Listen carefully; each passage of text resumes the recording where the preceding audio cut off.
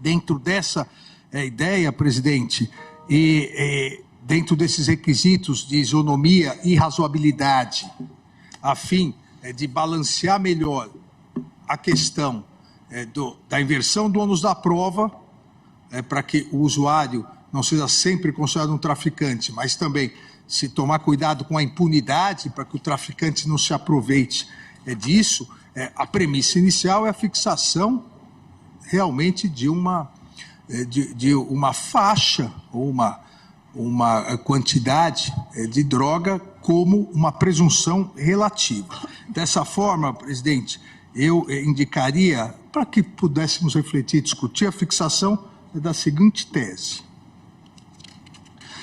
1. Não tipifica o crime previsto no artigo 28 da Lei 11.343 de 2006, a conduta de adquirir, guardar, ter em depósito, transportar ou trazer consigo para consumo pessoal a substância entorpecente maconha. Ficamos só na maconha. Mesmo sem autorização ou em desacordo com determinação legal ou regulamentar. 2. Nos termos do parágrafo 2º do artigo 28 da Lei 11.343 de 2006, será presumido usuário aquele que adquirir, guardar, tiver em depósito, transportar ou trazer consigo de 25 a 60 gramas de maconha ou 6 plantas fêmeas. 3. E, obviamente, aqui nós podemos... de 25 a 60 é o que o estudo traz, mais isonomia ou mais razoabilidade. Então, dentro disso, é possível uma análise melhor.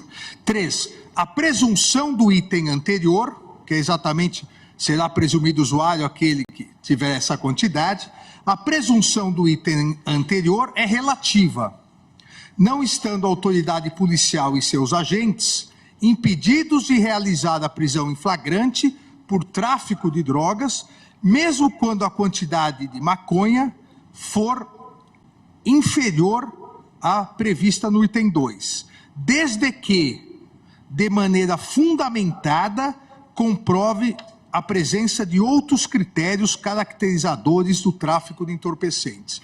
Então, naquele momento do flagrante, a autoridade competente estava com 6 gramas, mas estava entrando no presídio para vender dentro do presídio, ou estava com 10 gramas, foi pego vendendo. Tem que descrever fundamentadamente os outros requisitos, porque claramente aí é o tráfico. Nas hipóteses, 4, nas hipóteses de prisão em flagrante por quantidades inferiores a fixadas no item 2, para afastar a presunção relativa, e aqui, presidente, algo que não havia no momento do voto dos eminentes ministros, não havia ainda audiência de custódia. Tanto que o ministro relator, o ministro Gilmar, coloca como uma previsão que deveria ser apresentado imediatamente ao juiz. Aproveitando já a instalação da audiência de custódia, essa realidade que o Supremo Tribunal Federal instalou, inclusive, à época na presidência do ministro Ricardo Lewandowski, na presidência do Supremo Tribunal Federal e do Conselho Nacional de Justiça, esse item 4 coloca, nas hipóteses de prisão em flagrante por quantidades inferiores à fixada no item 2, para afastar a presunção relativa, na audiência de custódia, a autoridade judicial, de maneira fundamentada, deverá justificar a conversão da prisão em flagrante em prisão preventiva e a manutenção da persecução penal, apontando obrigatoriamente outros critérios caracterizadores do tráfico de entorpecentes, tais como a forma de acondicionamento, a diversidade de entorpecentes, a apreensão de outros instrumentos, como balança, cadernos de anotação, celulares como contatos de compra e venda, locais e circunstâncias de apreensão, entre outras características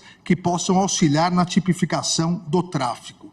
Ou seja, fora daquela presunção, quantidades inferiores, além da autoridade policial no flagrante ter que estabelecer, o juiz na audiência de custódia, para manter a prisão, convertendo em preventiva e manter a possibilidade do inquérito, a persecução penal, ele deve justificar. Se chegou a autoridade policial flagrante, sem nenhuma justificativa, só com a quantidade, o juiz aí estará obrigado, na audiência de custódia, estará obrigado a trancar imediatamente essa possibilidade de persecução penal. Ou seja, nós podemos dividir essa responsabilidade que é importante, a polícia no primeiro momento, mas na audiência de custódia o juiz também deve analisar se outros requisitos realmente afastam aquela presunção relativa.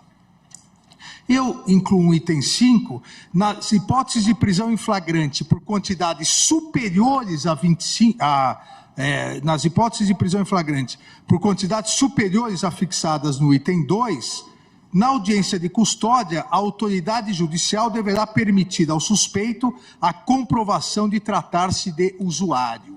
Aqui, presidente, me parece importante, porque sabemos que a audiência de custódia, ela, para todos os crimes, ela existe para verificação da regularidade do flagrante e para verificação se não houve o abuso de autoridade, se não houve agressões. Ela não entra ainda no mérito. Nesse caso, como há uma presunção, da mesma forma que no caso de uma quantidade menor do que a prevista, o juiz deve fundamentar para manter a prisão, numa quantidade maior do que a prevista e, consequentemente, o tráfico deve dar possibilidade, mesmo que seja uma cognição inicial, mas uma possibilidade do suspeito comprovar ou apontar elementos de prova que demonstrem que dele se trata de usuário.